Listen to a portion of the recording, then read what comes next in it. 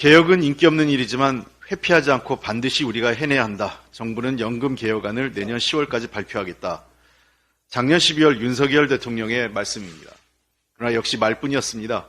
지난 27일 정부가 발표한 제5차 국민연금 종합운영 계획에는 국민연금의 지속 가능성을 확보하고 사각지대를 해소하기 위한 어떤 방안도 제시되지 않았습니다.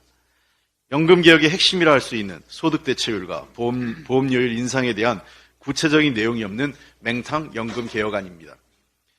윤석열 대통령이 대통령 직속 공적연금개혁위원회 설치 공약을 파기한 데 이어 연금 개혁에 대한 의지도 능력도 없음을 보여준 것입니다.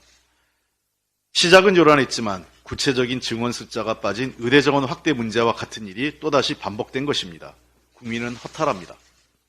공적연금 미가입으로 노후 대책이 막막한 사각지대를 개선하기 위한 방안이 담겨있지 않은 것은 물론 출산, 군복무 크레딧 인정기간 확대, 국민연금 지급보장 명문화 등 듣기 좋은 말들을 나열해 놓았지만 관련된 구체적인 실행 계획과 전략이 없어 실현 가능성이 없다는 비판이 제기되고 있는 것입니다. 윤석열 대통령은 연금 개혁에 대해서도 전 정부 탓을 하며 본인은 다를 것이라고 공언했지만 정부의 이번 발표는 문재인 정부가 4개의 구체적인 방안을 제시한 것만도 못한 것으로 사실상 연금 개혁을 포기한 것 아니냐 하는 의구심을 자아내고 있습니다. 연금을 받고 있는 65세 이상 어르신의 64%는 기본적인 삶을 꾸리기도 어려운 월 50만 원 이하의 금액을 받고 있습니다. 20대 연금 가입률은 61%에 불과합니다. 현재 40%에 이르는 우리 사회의 노인 빈곤율이 미래에도 개선되리라는 보장이 없습니다.